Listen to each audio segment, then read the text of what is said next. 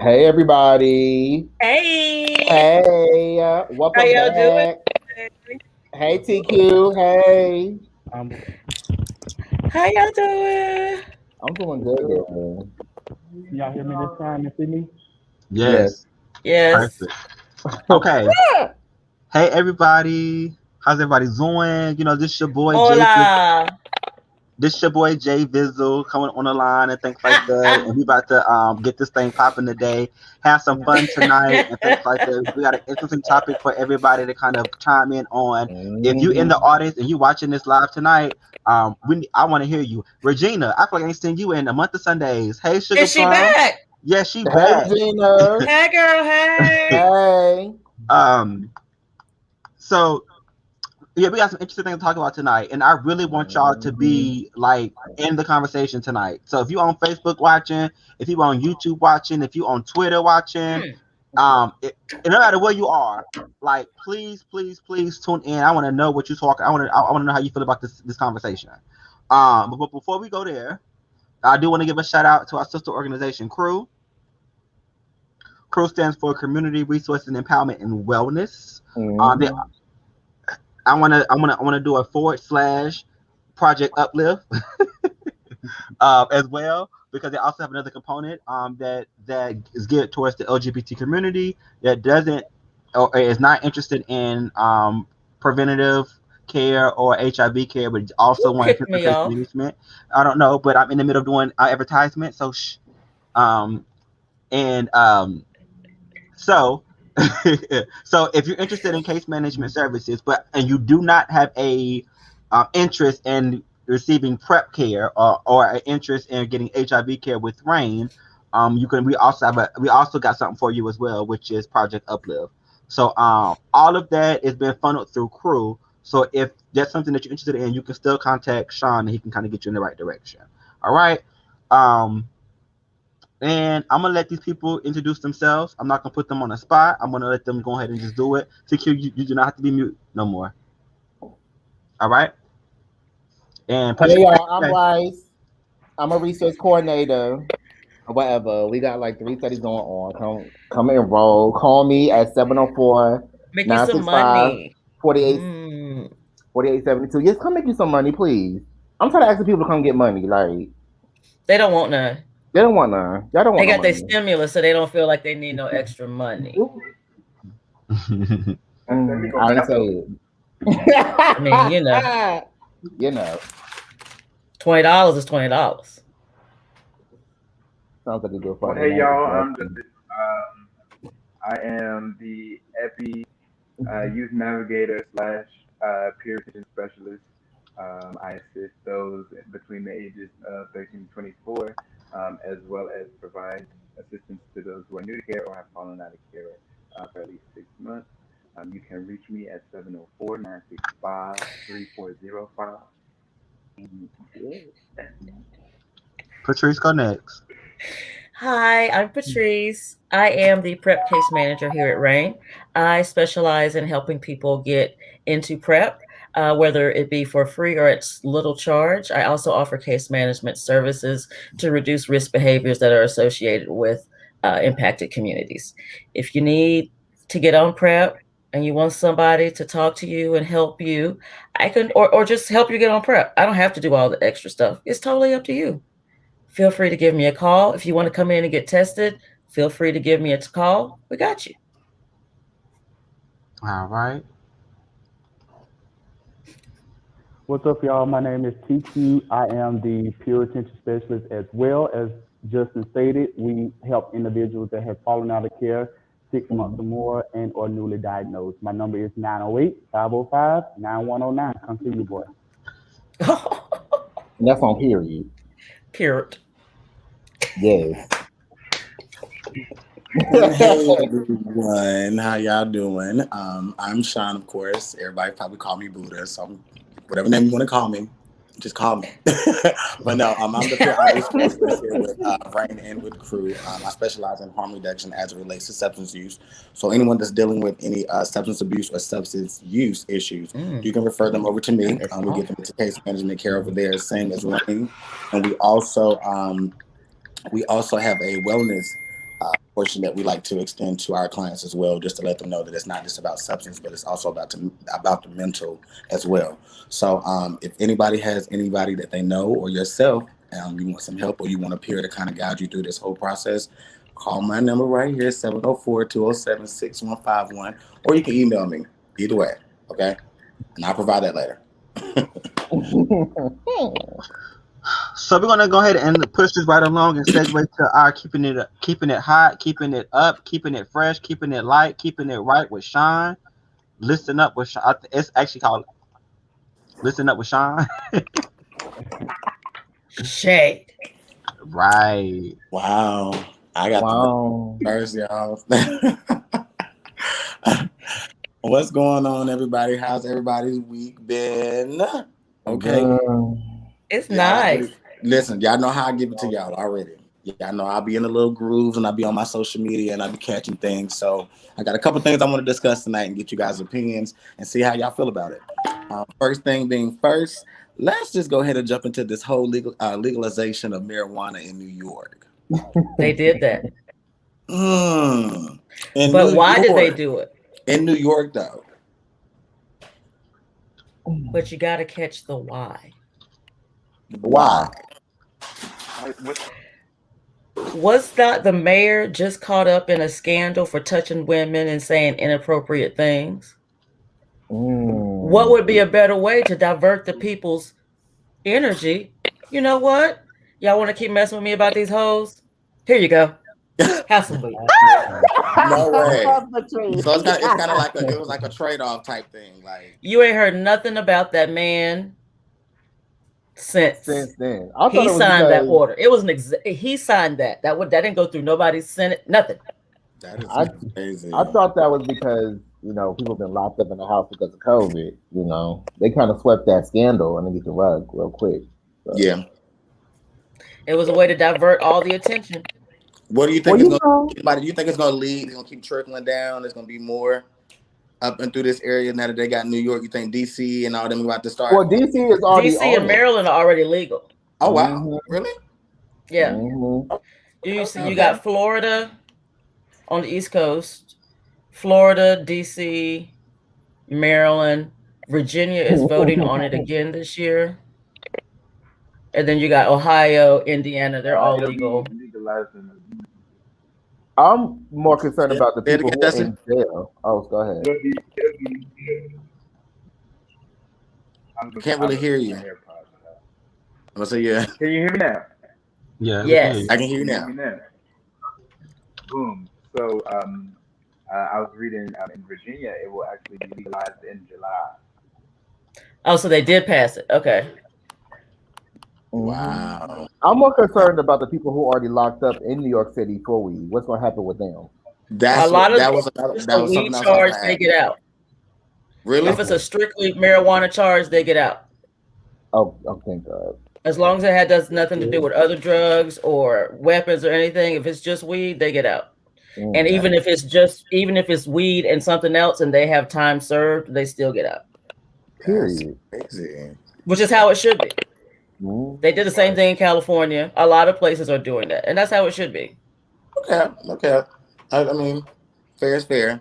Right. If you're making it legal, don't keep me in jail of something that's now this. For something everybody out here doing. Right.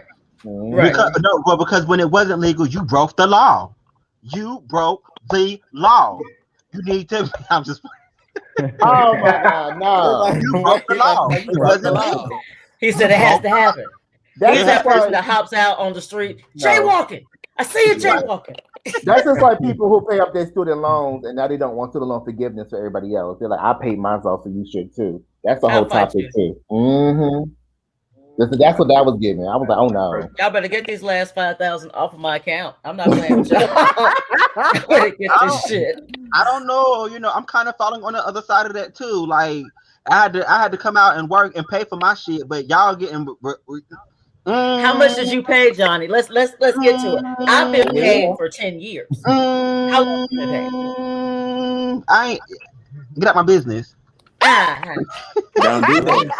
Get out my business. Oh my God. Listen, y'all. So I'm gonna go ahead. Since we was kind of like going in that little direction anywhere, and y'all was kind of giving me that little bit right there, I'm gonna go ahead and jump into it. I don't know. We talked about this boy before. Well, this man. I'm not gonna say boy, but he has boy tendencies, so I call him a boy. But anyway, that's my opinion. But this man, Lil Uzi Vert, and he Yes, Lil Is that the one with the thing? he had the thing, but he had to get it removed because it was too Because it was too heavy. heavy. Yeah. He dates JT. from the City Girls. JT from City Girls. It's JT and it's Carisha. Carisha and JT are best friends. So it was a video that was going around that was going viral with Lil Uzi basically going back and forth with Carisha, which is his girlfriend's best friend. And the way he was talking to his woman, which is JT, was to me it was disrespectful. And I have my opinion. But they like that.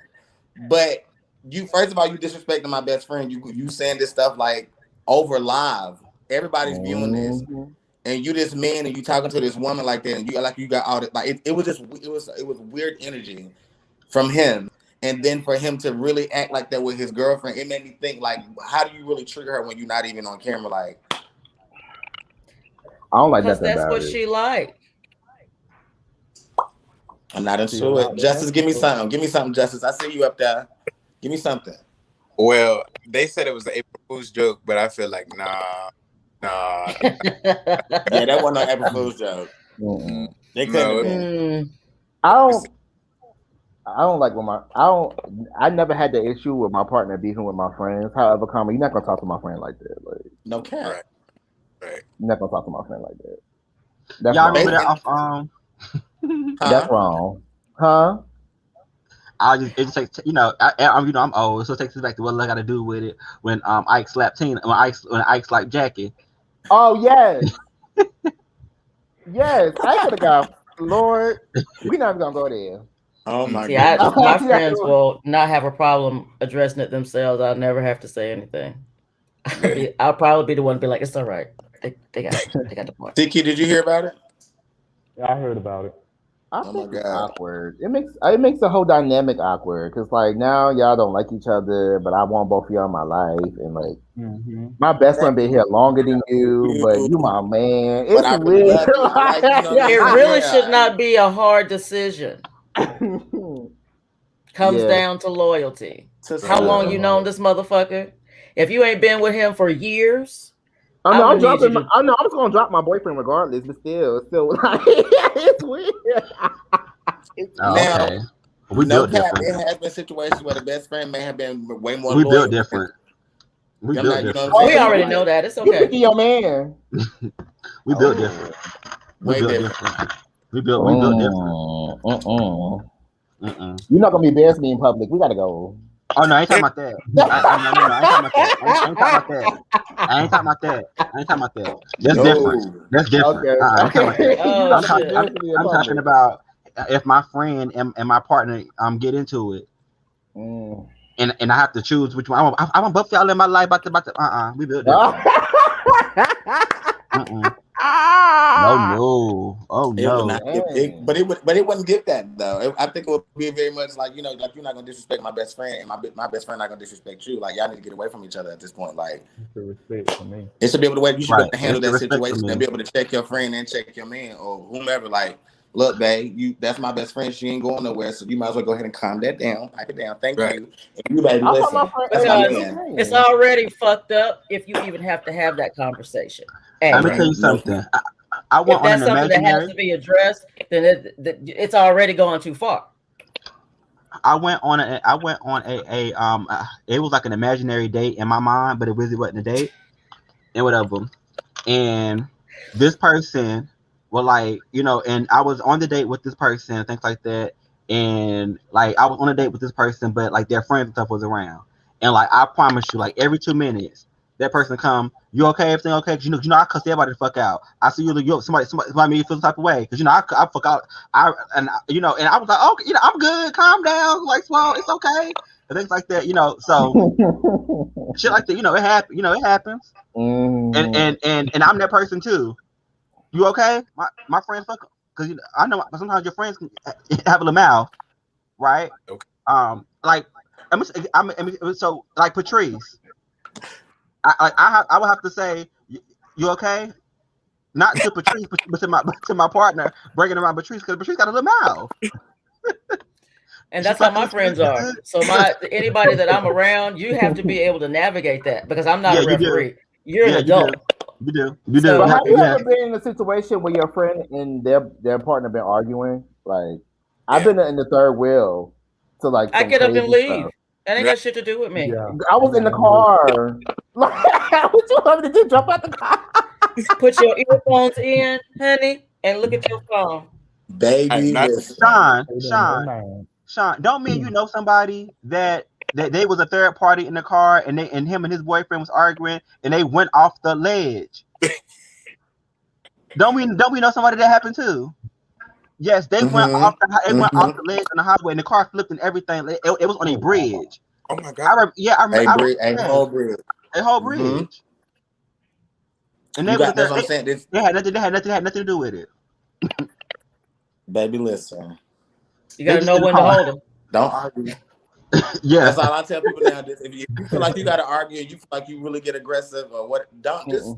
I know it's easier said than done, but for real, you need to be more scared of yourself than the other person. So just walk away. I jumped out of the car before, but that's another story. Right. Walk away. As soon as we hit that red light. Yeah, pull up. Yeah. Right. No. I'm out. That story have haunted me for a very long time because I never forget that person's face and how they looked after that, and they had nothing to do with the situation. They were just in the car. Oh no! I had to tell them I got bad nerves. I'm gonna need y'all to bring that down. Can we talk? What's next on the docket? Next on the docket. So we're gonna go ahead. We're gonna calm it down a little bit. We're gonna bring it down a little bit. I don't know how y'all feel about this situation, but it's deep to me because I grew up on this man as well. How many of y'all DMX fans? My daddy is. Anybody else a DMX fan tonight? Anybody else? I like DMX. No. Oh yeah, I do. He used to have the car jumping. I had to talk about this tonight because he was a very big influence on a lot of things that I used to do. Like I really felt like I was hood. You could take that picture down though. That's disturbing. You said the picture's disturbing. It is. That's him. I understand that. I do. He's actually in a current video where all the old school rappers from New York made these albums, and he sounded amazing. But yeah, I know he's in the hospital now. Yeah, his brain function hasn't been reported that nothing has changed with it. It's still the same. So his family is kind of like stuck right now on what decision to make or what to do. How you stuck? That is a very, very tough decision. How? He's brain dead, right? I mean, this is not just a coma. He is literally like, ooh, like there are no lines, there's no activity. Why are you keeping this body? This is not even this man no more. Because sometimes people do come back with function though. Not when they're brain dead. You can be in a coma, but when you're brain dead, that's a totally different situation. Yeah. There ain't no coming back from that. Nah, it's over. Miracles happen. Miracles happen every day. I believe in a mighty God. That's true. I believe in a mighty God. And I'm gonna pray that man. I don't. I believe in the spaghetti monster, maybe a little like Easter bunny. That's that spirit. The Kool-Aid man. Hey, Kool-Aid. No. I can't give y'all nothing on that. But what I can tell you are scientific facts. That went left very quickly, but I was. Yes. It was very dear to it me. Went down a like, dark path. DMX, I just want to say I love you. You know. I want to acknowledge that I do understand how hard it is for their family to make a decision to take somebody off of life support. It is hard, and yes, you do know that they're never coming back, but it's hard. It hurts. And then it's that you have like to say so to end up like to say go like that. I've witnessed it working in the hospital plenty of times, but it's like being in that actual moment where you have to say so and they have to sign paperwork and do all this other stuff, and it's literally just like that's it. Yeah. You have to live with it for the rest of your life. It's not a good feeling. It's a horrible feeling. No cap. And I get it, but I think for me, it's like are you keeping that body alive for you or for them? And that's where my issue comes into it at. Like you had the lady in Florida, the Terry Schiavo lady. Her family now she was in a coma. They kept her in a coma for 20 years. Alive on a machine that was doing everything for 20 years. Okay, yeah, I don't like that. No.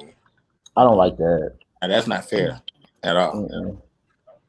To constantly put somebody through something like that, yeah, that definitely was not fair at all. But like you said, it's different size, everything. But sometimes you gotta, when it goes too crazy, it goes crazy. That's true. But I am sorry to hear that because you know, that was college. Yeah. It's gonna give and it the to bros love DMX. y'all gonna make me lose my mind. Hey, where the hood, where the hood, where the hood. Yeah, there's a lot going on there. Sorry. What y'all bitches want from us? Okay. Hey. Go ahead.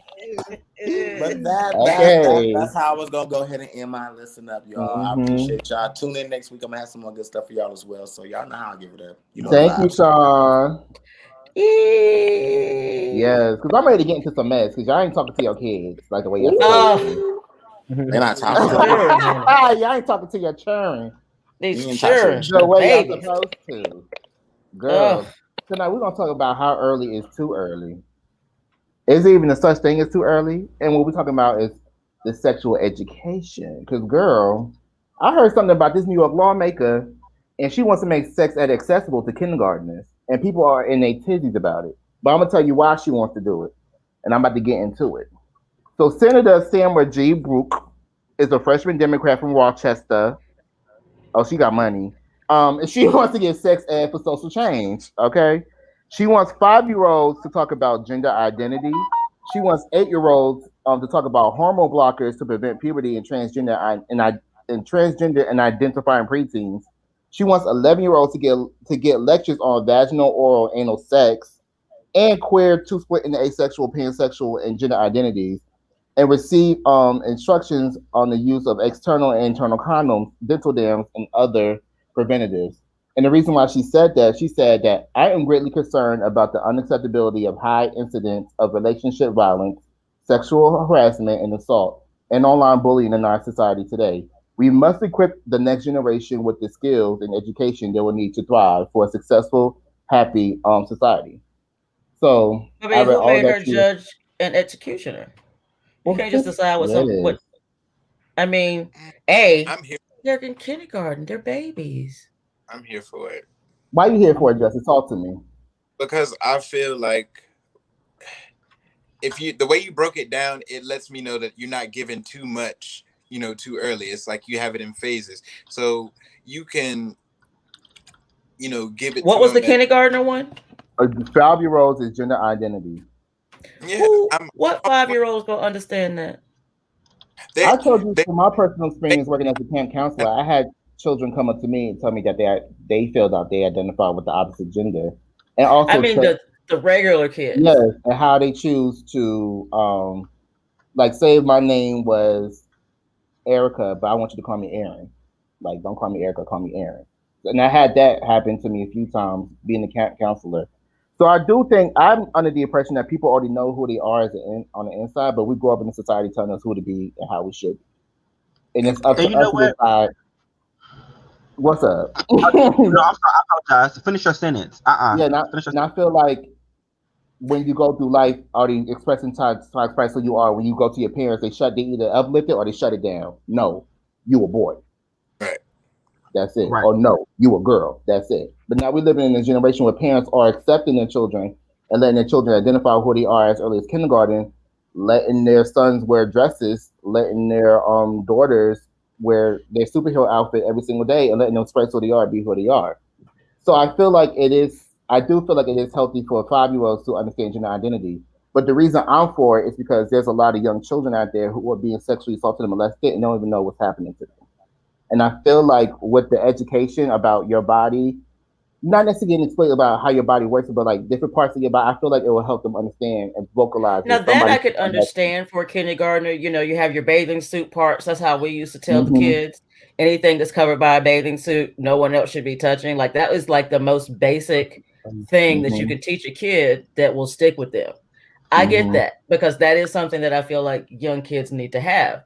However, I think we're what mixing if the I don't want my conversation. kid to know stuff like that? Like, I mean, I think that we're mixing the conversation because I want to make sure that we clearly draw the line to separate the conversation. Gender okay. identity and And sexual sexual orientation is two are two different different things. things. So when we talk about gender identity, it has nothing to do with somebody going out to a park and or swimming pool, somebody touching something. I don't want to put that conversation Yes. together. I want So to make it I'm clear not. that Okay. I'm pro gender identity for 5-year-olds. I am pro gender identity for 5-year-olds. I'm However, I pro. just go Not. ahead, Patrice. Go When ahead. you I'm I'm talk, just not. I think 5 is too young for gender identity. So go I'm ahead. Patrice, not how do you feel? because just Mm-hmm. like in I think elementary school we had to do Phlebas or whatever. Your parents had to Yes. sign you taking that course, but Yes. you don't have to like you don't have to let your kids be uh access to that. You can say no, I don't want you taking the course, but the fact that it's an option, that's progress. I'm but here for right, remember, Phlebas did not address sexual identity. Phlebas Mm-mm. addressed its sexual orientation. right. I think he's And the just only saying that it sexual was something orientation they that had was to sign addressed off on. was heterosexuality. So I think what brings me back to this conversation is that this Yes. conversation is so ingrained because I remember at Christmas when we was giving out presents at Christmas time, and I was having a conversation with somebody at the office that goes on their name goes on unnamed, um, but it was a football, right? It was a football and something else, and I remember having a conversation, and I was like, oh, like so there was a parent that didn't get any presents for their child, and she had a girl, and the only thing we had was a football. So I said, I don't feel comfortable giving this girl no football, right? I made the ultimate decision to say that. I think that's inappropriate. And I think the girl was like 5 or 6 years old as well, things like that. I thought it was inappropriate. It didn't make sense. Like, why are we giving the girl a football? And like, I got my head chewed off in that conversation because it was like, well, Yes. like, like, how do you know?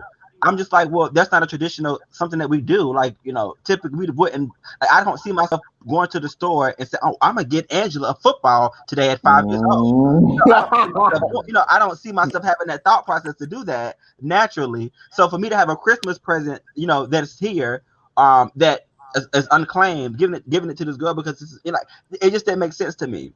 But it didn't make sense to me because I feel like as an adult, I feel like as when we were children, we were already taught. Society already taught us that guys get this, females get this, guys wear red, females wear pink. Like so, like I remember. So that stuff is ingrained. I don't care. I don't, and I'm all for like I hear Brian, and I can teach this. I can go I into mean, the I can classroom. concur with what you're saying. This is the main reason why me and my sister growing up used to trade toys. I don't want no fucking She-Ra, motherfuckers. I wanted everything.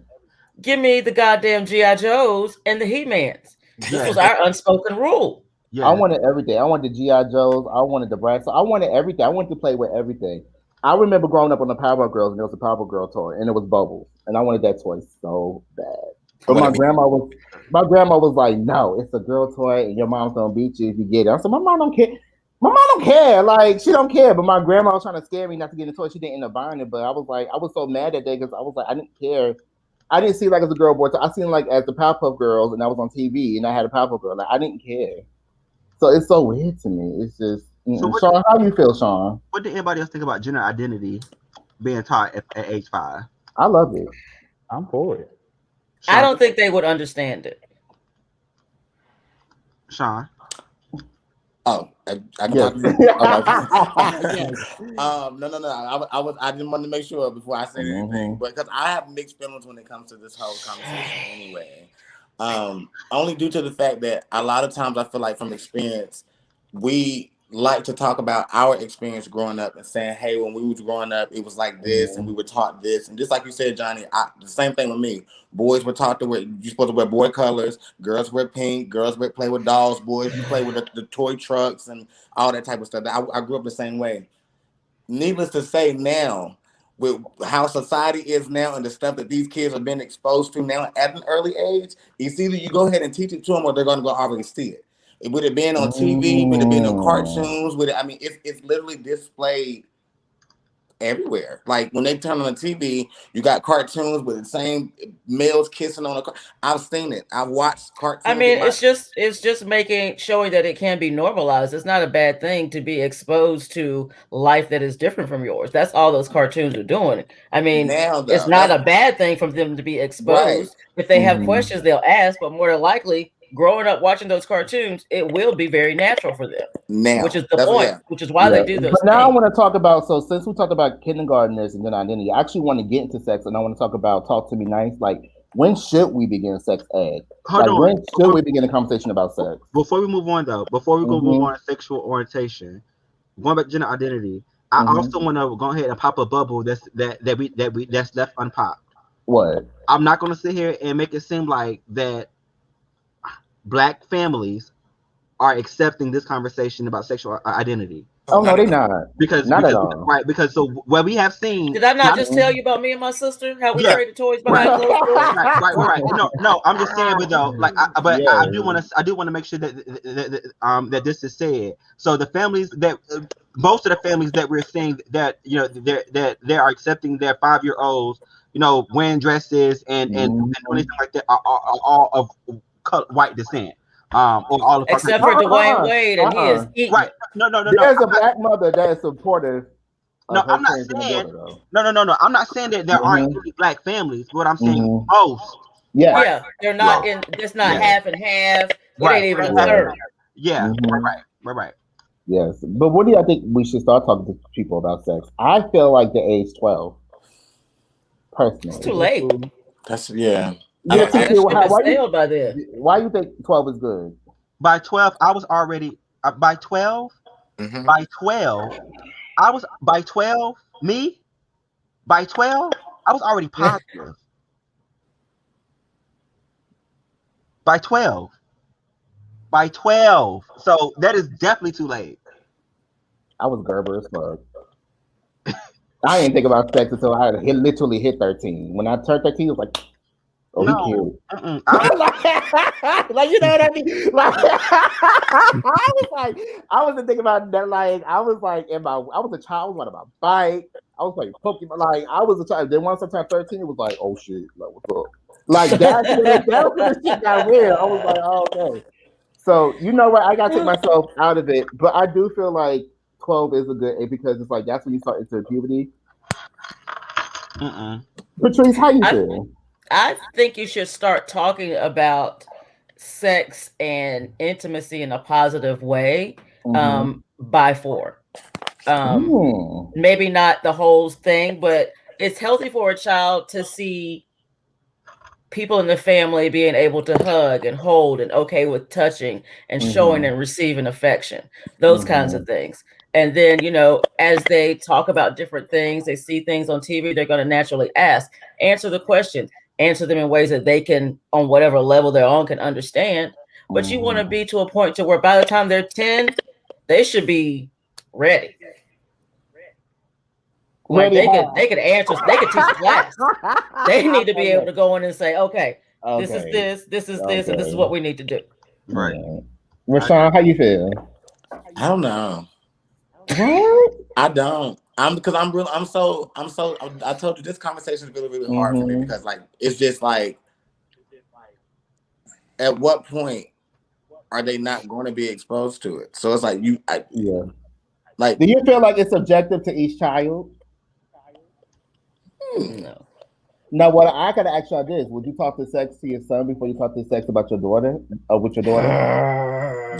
That wouldn't even matter. No, I need the gender. Either way, I need to be talking and telling you about it. Okay. Because had I had a conversation about sex with my parents or my aunt whom I grew up with, I think I would have been a little bit more prepared and kind of like. But I was so scared of sex, of the way they talked about it in school, it made me not want to go have sex. Like it was just so much that was going on. But then when I did start having sex, it was just like I went out of control. Yeah. Girl, when I play football, shut up, Bryce. Justice, how you feel?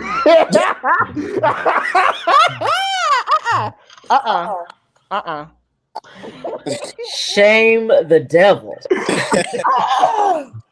Bryce play too much. I mean, yeah. Like I feel like yeah, they're gonna be exposed to it eventually, but the earlier the better for me because it's like like Sean said, had I been introduced to things like that, I would have been better prepared. I didn't find out about prep until after the fact, if we're being honest. You know what I'm saying? So it was like early on when I started having sex, it wasn't even like those things weren't readily available. So it's like the earlier the better because it's like now that's already in my brain and I don't have to I can look for it. It's already in my brain. I can go look for it. And you don't have to bring it to me. So Tiki, what about you? Well, as Justice said, the earlier the better, but I do feel as though it should be drilled in middle school. I just feel like that's when we take more action upon it because you have that leadway versus when you are in elementary, you know. Yeah, I do think you get a lot more freedom. I remember when I was in middle school, I think we had 3 girls that were pregnant, sixth, seventh grade already. And so like like you said, I think the earlier the better. I think by fifth grade, fifth and fourth grade, the conversation needs to start being had. That's what I think. I think about at least fifth to fourth grade. Third grade, maybe, and maybe even third grade, because it just depends on too. I also believe in that whole nature versus nurture type situation. Like because even I think the parents have to take more responsibility in regards to knowing what their child is exposed to inside of their own household. Because sometimes our parents expose children to a lot and not ready for that conversation anyway. Right? I'm calling them out because and that be the real problem. So About what they're exposed to. about what Why they're are they exposed watching to. TV when you're not at home? Why do they have a whole tablet that don't have no parental controls on? Right. Why y'all having sex while your kids are away? Right. Like little things like yelling and screaming and shit. Yeah, and all that extra stuff in front of them, and then wonder why, and then I turn back around and say, "Oh, you so grown," but they've got that grownness from being around you. Thank you. Your baby is at church twerking and tip drilling because you like to laugh and point and say, "Do that dance, baby." Let me tell you something. If I book Mickey Mouse for my kindergarten baby and Mickey Mouse decides to twerk, y'all better get Mickey Mouse out of here before I go to fuck off. Period. You know what? I'm opposite. Mickey Mouse better fuck it up. Yeah, I'm like, that's right. wait, hold my baby, hold on, wait. I'm ready. I'm with it. I'm with all of it. But no, I want to talk about people being scary because we hear the word sex and run. So there's also been talk about should we just change it from sex ed and name it something else because we're not just talking about sex. Now we want to talk about gender identity, sexuality, gender expression, and also about consent. So if we are going to remove the word sex from sexual education, what should we call it? What should we call this education? I think that people should make a clear and conscious understanding that sex and gender identity should not be together at all. So Gender we have identity should be in your health class, your social class, that type of shit. Then yes, you can have sex ed about sex. Because there's enough shit about sex that you could start and they will be learning for the rest of their lives. But as far as gender expression, gender identity, understanding those are social issues as well as internal issues. That's not to be addressed in a sex class. And I understand that was like a framework for what she was saying, but those are separate things. And the more that you put them together, the more people will lump them together as gender identity being your sexual thing, sexual preference. Thank you, Patrice. Yes.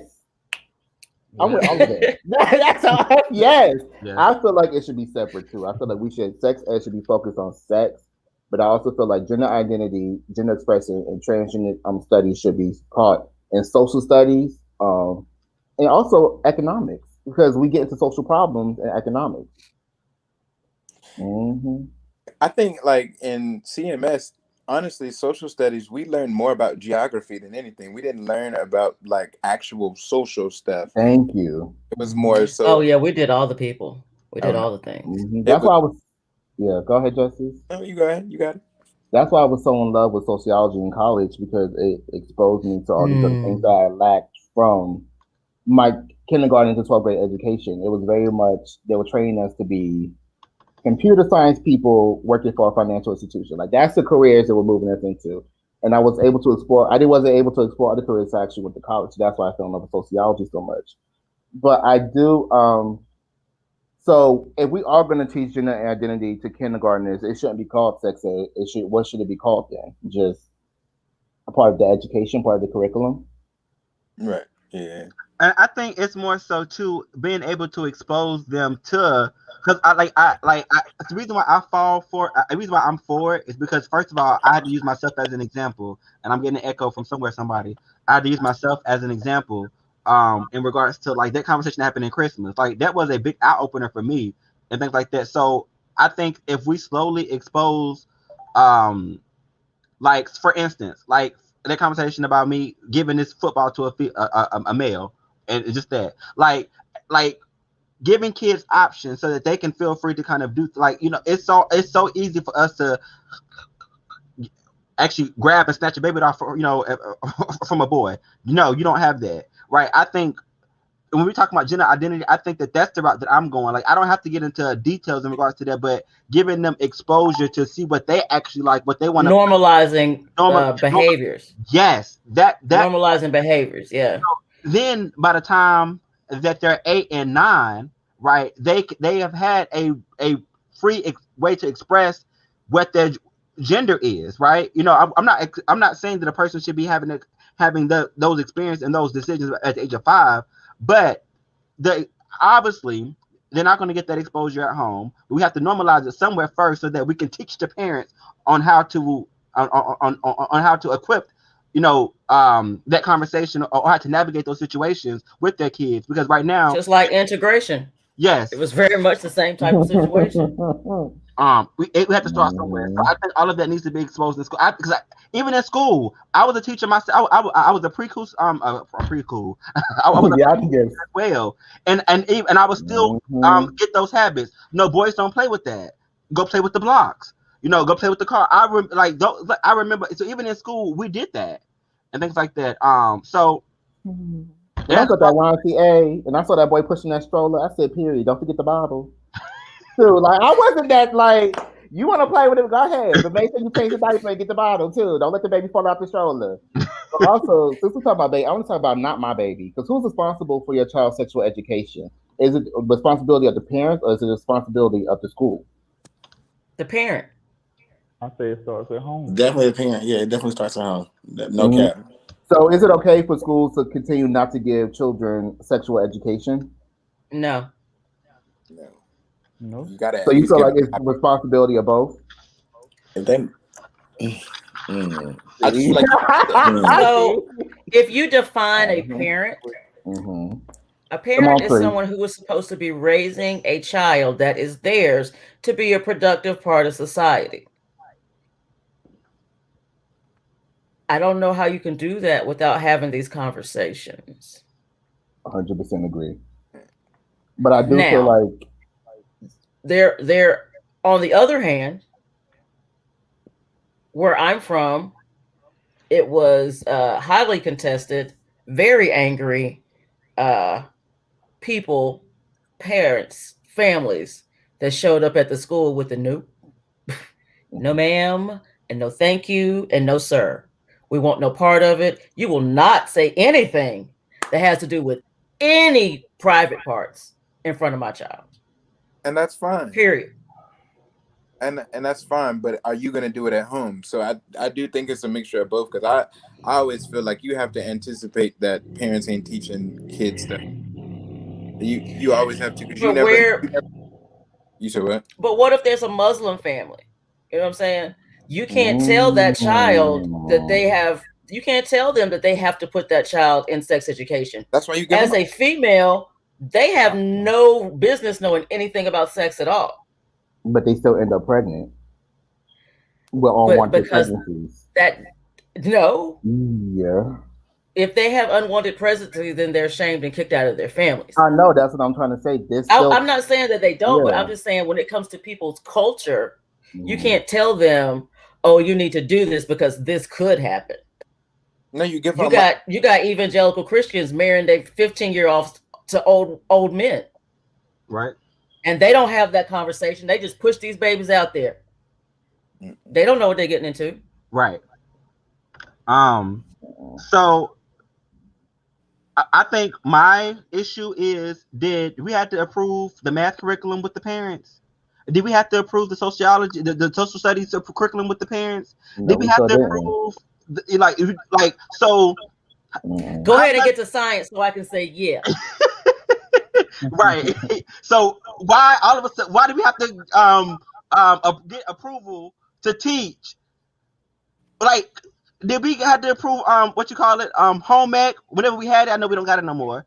Because we are a patriarchal society, and the man and Jesus and God said, keep your legs closed until you are married. What if I never get married? Well, then it's just gonna grow closed, I guess. Girl, you shit out of luck. We're not supposed to be out.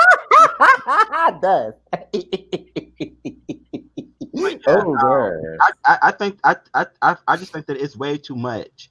I get it, I understand, but the fact that I don't have to, all of that stuff didn't have to be approved before we start teaching it to our kids. So now we have to like, okay, and then on top of that, if you want to filter it, or if you want to expand upon it, or like you want to like go ahead. Let them get it at school, and you go home and go more in depth with it, because we all know we're not going to get all of it in school. We definitely, we didn't get all of our social studies in school. Like, we know we're not going to get all of it in school. But my mother, social studies, took me home. We went home and read everything. That's why I love social studies so much. But but it's like you said. I think it's both. I think it's a combination of both. I think the schools need to go ahead and just enforce it. And I think a lot of parents are afraid to have that conversation with their children. And on that note of saying that, I think with parents being scared to talk about it, it puts this big question. It kind of it intrigues you to make you want to know. Like, I know back from me, it's this gonna sound so weird, but the fact that they didn't want to talk about it, it made me feel like I wanted to know what the hell you was hiding from me and why. Right. So like, it's playing in my head now as y'all sitting here talking. I'm like, well, dang, like. It kind of, because it's the rebellious attitude of a kid, especially a teenager. Very much so. Yes. I got something to tell y'all. I got a secret. I'm a virgin. I want to talk about virginity. I want to move into virginity and purity culture, and I want to know: are people actually being virgins for themselves, or do you even think is virginity still even a thing in today's society? In my generation, Gen Z, children born from 1905 to 2003, do you think virginity is really a big thing to us now? I actually do. Why? I do. I don't, and I think it actually and I think religion and spirituality may have something to do with it. But I think that Generation Z has a lot more verbiage to put with their emotions and feelings in a mental state. I think they have a lot more verbiage to put actually on their bodies and things like that. I think that they are much more. I hate to say aware, because I think that's not true. But I think that you are able to be a little bit more self-expressive. Yeah, self-expressive with stuff. So those decisions are like you're now being able to have those conversations and make those own decisions on your own. And I feel like back in the day, like those decisions were made for me, right? And I rebelled and did what I wanted to do anyway. But I didn't have nothing to kind of put with. I just kind of feel like at y'all age range, y'all have more of a choice. Not necessarily a choice, but y'all kind of have the verbiage. They got options. Make a choice. Yeah, options. And it don't have to it don't have to necessarily do anything religion. It can be a spiritual journey. Like, like I hear y'all all the time talking about, I'm going on this spiritual fast and about to buy. And I'm like, I wasn't doing that at fucking 8. In 2016, I had to find myself. I had to go through my spiritual journey. I had to really see if I was really gay for real. Like, I just didn't I had to feel the emotions. I had to be like, am I gay? Like, what's going on? Like I had to like really stress for myself, really find that out. Like, Lord. Sex, What's up, Justin? It clears your mind. So like I can speak from experience when I went on my little spiritual journey, you know. It definitely cleared my mind a little bit and I was able to think more clearly and focus that, mattered. I want to say too, when you're not having sex, that's when sex is over to you the most. Like when you actively choosing not to have sex, that's when sex becomes more presented to you the most. And you don't even be thinking about it, and then you just catch it. Like people be like, "Oh, what you doing?" Oh, I'm reading my Bible. Like, what you? I'm done. Me and Patrice face just now. I'm just like, wait. Like, I'm just chilling. Like, what are you doing? He's like, oh, he's trying to. I want to backtrack for a second when you talked about virginity, because there's levels to this shit. It is levels, baby. Come on, give it to me. So when you say virginity, do you mean born again vaginal, anal, mouth, hand, self, or multiple? Oh, girl, I'm tainted water. So I ain't got that for you.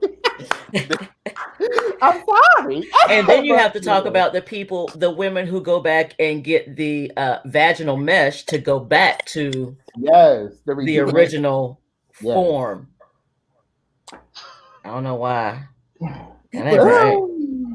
That's the thing. I'm gonna need you to do some Kegels, sis. It's called a V shot. That shit right. So basically, like you could put Botox in your labia. It's the whole thing. Yeah. So. I found out. I'm not even getting on that right now. There's so many weird things I found out they was doing with the vagina. I am very, very disappointed. I remember at one point when while me with me growing up, I was about to say my age, but with me growing up, I used to. I think for me at that time, my mindset when people was talking about virginity and being a virgin, it always played a part just with, I think I automatically assumed it to just be with heterosexual people because I always thought of the cherry pop thing with the girls talking about, oh, you got your cherry pop, I'm not a virgin no more, or this and the third. So when I start hearing guys say, oh, I lost my virginity to another guy, I'm like, he popped something in your butt? Like, what? I'm confused. Like, what we doing here? Like, I'm lost. Somebody find me.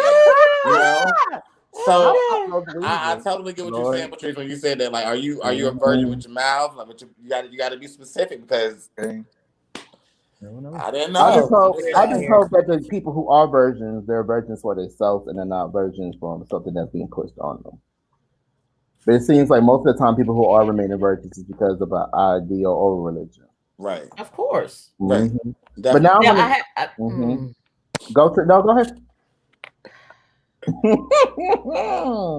I'm actually just reviewing the people that I know that are adult virgins and why, and I'm like, well, yeah, no. TQ. What's up? You a virgin? You a virgin? Ooh, my business. You a virgin? Yes, my business. My business. You said you in my business. Don't do that. But I also want to talk about touching and boundaries. Like, touch me not. I want to talk about consent and boundaries, and I want to talk about when a consent and boundary set. Does the person touch you first, and you're like, oh no, I don't like that, or do you let the person know what you don't like, or is it like a gray area? Should it even be a gray area? So I actually want to bring this back. So the conversation is actually for the kids now, right? It is. So we're going to help you. We're going to help the parents have this conversation with their kids tonight. Okay. So okay, lady, come on. Parents, go ahead and have this conversation with our kids tonight at the dinner table. Ooh. And here's the reason why. Here's the reason why. And the team had a conversation yesterday in regards to why the stuff like this is important. And we didn't kind of touch on it yet. So I'm gonna touch on it and I'm gonna have y'all kind of talk about it. Y'all put your input in it. And that was one of the reasons why we think that, or one of the reasons why certain people on the team think that having the sexual conversation is important at a very young age is so that these children can now have content or have language to put to when they're being touched. And things like that. So they can come to you and say, oh, Uncle Joe touched me in my private area, things like that. And for them to know that was inappropriate and that was not okay. So this is where this conversation is kind of stemming from. So go in. Yes, I'm about to go in. When should we establish talking about consent and boundaries? Should we teach people that we should let people know how we want to be touched before then, or do we let the action happen first and then we discuss? No, that's not what I like, or that's not what should happen. Well, are we informing consent with people that are not in the family, that we don't know? Are we children? Are we adults? Are we teenagers? Because that could get dicey. Really we adults. I can imagine myself looking at my daddy when I'm at 10, 12 years old, talking about, I'm not comfortable with you giving me a spanking. Okay, okay, it'd be a whole lot of fuck you and go get my goddamn belt. That's a good. You got me fucked up. I mean, I think that's why it's important to define these things, right? Because I probably was that child that would have pushed the envelope and said some bullshit like that. Like, oh, I'm not feel comfortable with him spanking me. Come on, can you spank me? But one time I said enough. I looked at my mom and said, "Okay, girl, enough."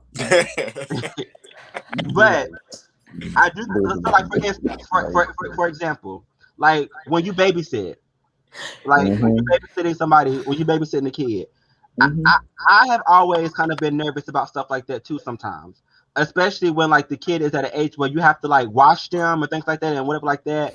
Like I babysitted kids that I've had to like actually take a shower or wash them in the tub and things like that and whatever. And for me, I always want to have these conversations. Like it's not okay to have somebody touch you right here, things like that, or like that. But it also makes me nervous because I don't want my it's like we live in a generation where now and things like that. With like these parents are kind of like go anywhere with or things like that. And I don't ever want it to be where it's like, well, I'm teaching looked at as doing something wrong, like that. But like but like, I know what you mean. I know what you mean. And then the child have not had that conversation with their parent in regards to what's inappropriate touching and what's appropriate touching, right? And things like that. So I think that conversation has to happen on the front end, especially for our kids. Like you need to know, these children need to know, like, first of all, they need to develop. They need to you know how to teach them and develop their own sense of trusting and what that means and what they look like first and foremost, right? Because so they can be able to identify that this person, whether he's my uncle, my goddaddy, or whatever, is doing something wrong, or or feels some type of way, because kids do pick up on vibes, right? We're not gonna dismiss that, but if Uncle Johnny is touching him in the wrong spot, like. And he's jumping it up that Uncle Johnny is taking him a shower. Like that conversation needs to be clearly identified and what that looks like. And I think that sometimes we confuse the kids because it's like, don't touch him here, don't touch him here. But you got I don't know. Yeah, I know what you mean. Help me. I'll let children bathe themselves. I knock on that door. You good? Okay. You okay? Nah. Yeah, you alive. You didn't drown, right? Okay. All right. I'll be back. But of course, not in no 3 and 4 year, not in a 3. Okay, yeah, not 3 and 4 year. That's what I'm talking about. Yeah. So it's different for me because my baby, my sister's baby, she's a girl, and I've babysitted her plenty of times, and I've took her baths, and I had to wash her up multiple times, and her mom trusts me enough to know that it's never going to be any inappropriate touching or anything of this sort. But when it comes to like now she's getting bigger, so when I go run, I run her bath water for her sometimes like that. Now that she's a little bit older, but now I give her the rag and she has a soap, and her mom taught her how to wash certain areas. So if I'm in the bathroom, I'm just monitoring to make sure that she okay. She ain't trying to drink all the damn bath water, because she likes to drink bath water for some damn reason. I don't know why. I gotta go back and make sure she ain't drinking bath water and about to drown or something. But other than that, she know how to take her own bath now. But that is a very, very deep conversation to have, Johnny, and that's very even to think about having that conversation. Sometimes I know it can be tricky and it's hard to have that because it could be a stigma behind it, like, oh, a man shouldn't be washing a baby girl, or a female shouldn't be washing her son. The daddy should be teaching her son, But it's like, that's your child. Why is it a problem for the daddy to take up my stepfather's mother had a problem with my stepfather changing my stepsister's diaper. And she was like, he shouldn't be doing that. She's a girl. And my mom was like, that's his baby. Like, right.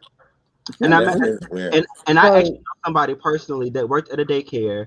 This is years ago though, and things like that. And it was a good friend of mine, so I watched them go through this. but they worked at a daycare, and there was this child that they were close with, and things like that. They were close with the parents and everything like that. And he had the child on his lap, and I think he was like rocking him to sleep and things like that. And my friend was openly gay, right? And I think and it was like, and it wasn't like the he was by himself with the child. They was in the middle of playing, like, and the other kids around. There were other teachers there in the room as well, things like that. So, but the parent had walked in and seen her son on my friend's lap and was rocking on his lap or shaking him, whatever he was doing. I felt like that was inappropriate. So that parent ended up filing a complaint, right? To the director, things like that, and they end up firing my friend behind it and whatever. And like straight up fired him and things like that. Investigation was done, but I guess they decided to go left with it and fire him and whatever. And he was hurt by it because he loved working with kids. He loved working with kids. That was his passion and things like that. And now, something that was so harmless was perceived to be something that was wrong, or so that's we gotta. It's the hard one for me, because it can happen like that so quick and so fast, and our parents, ain't doing nothing but protecting the kids and protecting us, but it gets dicey. Yeah, and there's no doubt in my mind that this person, my friend, was doing anything inappropriate, things like that. I know for a fact that they wasn't, but it could be perceived inappropriate from a person looking inside of a window of a room. So I get it. Yeah, I understand completely. But on that note, I'm going to talk about condoms and why it itch, because some of you out there scratching, and I'm going to need y'all to stop scratching and go to that doctor. I wish they had like condom dispenser machines on the streets. Like, how they had those little free newspaper things where they need condom dispensers like that just around towns. I want to say again, the last time, like we talked about last week, I want to talk about that prevention is not promotion, because people get into this idea, you promoting, no. People going to do what they do. We need to give them the tools to protect themselves. So I definitely agree with the free condom dispensers. I know in college they was giving out free condoms at the health center, but people will always take up all the magnums. Okay. But y'all. Okay. Yeah. It's a lie. To kind of like bite off of what, bite off what Bryce was just saying. Like, I like the fact that we actually give out free condoms at Rain. So shout out to us. Yes. I get really conflicted in my head. The fact, I think it was a couple of years ago when I started thinking about it. I'm like, they make you pay for condoms to go have sex to protect yourself. Like, but you want.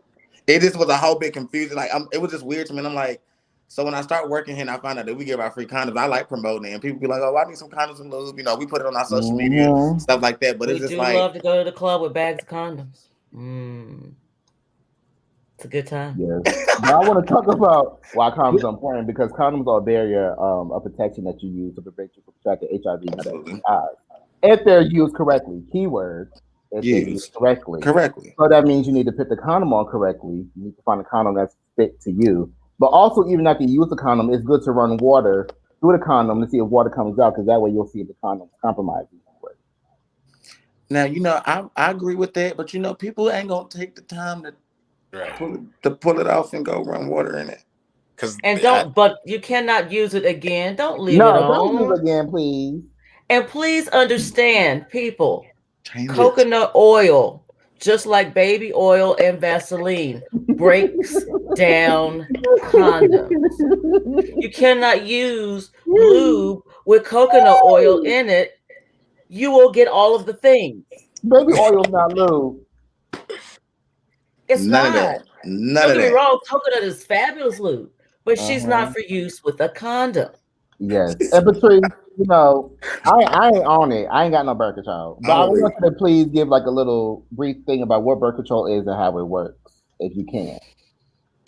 So, oh Lord, you can get birth control in in a lot of different forms. Actually, you can get pills, you can get shots, you can get implants, you can get stuff that stays there for years. You can get stuff you can remove.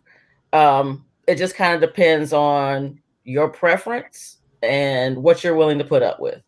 Birth control, basically, you have 8 days out of the month typically that you're ovulating. So it makes sure to guard those eggs to keep from getting fertilized. It's basically what it is. The rest of those pills for that month are kind of like, maybe got a little something in it. Yeah. Some of them, there's like 6 sugar pills, and then some of them are like half and half. So I should do IUD. It's favorite. But so every birth control has its own particular issue. Most of them make you gain an enormous amount of weight, like right off the dick. You're gonna get 20 pounds. Period. And that's why a lot of females do not get on birth control. Let's keep it 100. If this motherfucker don't pick that dick up off that table, you about to put a condom on it. You're gonna put a condom on it. Let's show the people how it works. My mama. Johnny, did you get a condom to put on it? So, parents, again, I'm challenging you guys today to go home and have these conversations with your sons and your daughters, right? This right here is not a dildo. It's not a dildo. This is a penis for show. It's a teaching tool. It is a teaching tool. So Facebook, don't try to block me because you see a dick on my phone. I mean, on my live. This is tell the people how to put the condom on, baby. A thing, okay? We won't have to cut this out because they are going to. No, they're not. For educational purposes, is good. Okay. Yeah, our live is under education. Look, I had a meme one time that got me put in Facebook jail. Okay. We ain't got no banana. Right, you could No. I don't understand why it's taking so long to slip. Yeah. Is that an XL? Sister For girl, no reason. Sister girl. So most of the guys' penises are about this average size here. Okay. All right. Yeah, you are. You are. Wait. I'm gonna show you what this magnum looks like on this average penis that most of us are at. So I'm gonna open the condom, and if you want to get cute with it, do it real aggressive. But when you do it, make sure when you do that, make sure that you're doing this, so you're not ripping the condom too. So you have to make sure that you pull that condom back. All right. Now let me also make a caveat. If you're having a date and the date walks in and sees magnums and XL condoms on your nightstand, and you are really a colors or a lifestyle type of guy, that's called false advertisement, and it will not be taken well. Okay. Patrice, just mute your mic, Patrice. Just mute. No, it's good. People should be honest about their sizes. You know, it's the truth. I'm speaking from experience. It's very upsetting. Don't be getting condoms lost up in your partners. All right, we ready? So listen, it is really important because most people put a condom on the wrong way and don't even know it. Okay, come on. Right? This has to be sticking out. It cannot be sticking in. It got to be sticking out. Okay? It got to be sticking out. Okay. So when you put the condom on the head, can y'all see this sideways? On the head, it needs to be sticking out like that. All right? There should always be a little space right here where you can pull. You pull this up, and it slides all the way down. All right? All right. The problem is some of y'all leave it up like this. Think it's on, and it's not on. I'm calling the police. If you in a magnum and you got this much space, you don't need the magnum. But I'm gonna let y'all have that. You can just put the whole balls in there. You still have room. Right. That's right. Okay. So this is on. Now, after a person ejaculate, I'm gonna show you how to take a condom off because sometimes you don't have to take a condom off, right? You have to pull the head of the little space. You got it. You have to pull that, right? And as you pull it, your shaft should be coming down this way anyway, so that we're making sure that we're not spilling what's the sperm? Thank you. Fluids. The fluids. Oh, that made me cry. That was like so that. funny. Okay. Now here's the thing. I'm gonna show y'all something. This condom popped. Hey. This condom was not effective. I could possibly have caught an STD because this condom popped. It was not effective. It only popped because I stretched it too far. And this is what so, I put coconut oil and Vaseline on this lube, which is why I did this. Right. The other thing is that if you are having sex and you have a condom on, and when you go to pull out, you leave that condom in there. A, the condom was too motherfucking big. B, do not leave that goddamn condom inside somebody. That's gross. Disgusting. Yes, that's nasty. And that's how we put on the condom. But first, let's say bye to Sean. Bye, Sean. Later. Have a great Bye. karaoke. Now, on our last topic, I want to express the importance of oral sex and how oral sex is sex. Because a lot of times people think when they're giving that mouth, they're not having sex. That mouth word. And chlamydia from oral sex. You can still catch gonorrhea. You can still catch STI from performing oral sex. Pretty much get anything that you can get in your butt, in your throat. Get in your throat. Yeah. So it is important to protect yourself from oral sex. In the throat? Yes, you can. Oh! You can get syphilis in your brain. I just found this out. Well, yeah, when it goes untreated, it travels. It goes to your brain. So it is important to, one, know your status before you do engage in oral sex. And two, there's dental dam too. So dental dam is like a latex. You ever seen Saran wrap? That's a dental dam. It's a square, like this big. Saran wrap that you use when you engaging in oral sex, performing oral sex. And one question that gets asked a lot is it possible to contract HIV from oral sex? Yes, it is possible. But it's more likely possible to catch HIV from oral sex if you're engaging in fellatio. And fellatio is when you giving head, when you sucking it. I'm trying to find a nice way to say it. There's no nice way to say it. So when you sucking dick, so it's being expressed that you're more likely, if you're the partner that's doing the sucking versus you getting sucked on, it's more likely for you to contract STI or HIV that way than you are. Also, you're less likely to contract it if you don't cunnilingus, which is eating pussy. Yes, I'm trying to find a nice way to say it. And then also, wait. Okay, yeah, it is extremely damn near impossible for a female to pass HIV yes. To a partner that's eating her vagina. Yes, and there's a slim possibility from analingus, which is eating butt. I like that verbiage. Analingus. That's nice. It sounds so much classier than eating butt, eating ass. What is it called? Wait, I never heard this before. What is this? Analingus. Analingus. So I can say, do you like analingus? Yes. I have never heard that before. Mm-hmm. I'm probably using fellatio, cunnilingus, and analingus. I'm not using that. Okay. I'm gonna say this before we go. I like how our views went up for a little bit when I put out the dildo, but I'll let y'all. Okay, so Patrice. Yeah. Okay, never mind. Thank y'all for watching tonight. Make sure y'all talk to your children. What's wrong, Patrice? You had said never mind. Oh no, because I seen it was like 7:44. Oh yeah. Thank y'all for watching. A great way to protect yourself is by getting on PrEP. Oh. Put it so in what he said. Call Patrice. Come on. Put it in Not to mention the AIDS walk is coming up, you guys. First weekend in May, as it is every year. I'm about to put my link on my Facebook. $5 will go a long way. No, y'all Okay. got $5. Okay. Give me And some can y'all, five. okay. So Patrice and TQ don't need no more entries. So if y'all want to come up to my page and You can donate, come to my page. I'm totally fine with that. Okay. Patrice.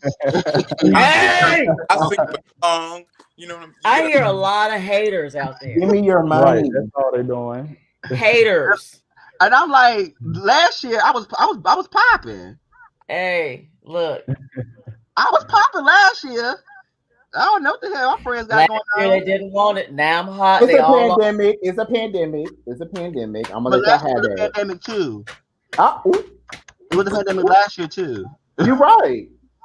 You're right. That's when it was fresh. People still was like, "Oh, it's gonna be all right." Okay, yeah.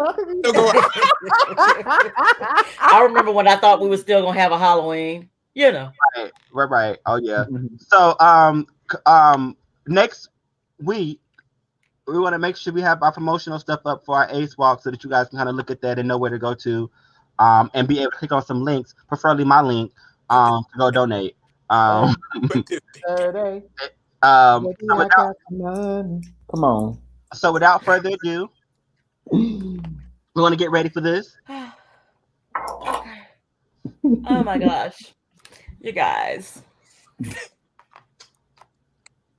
And don't forget, getting tested is what?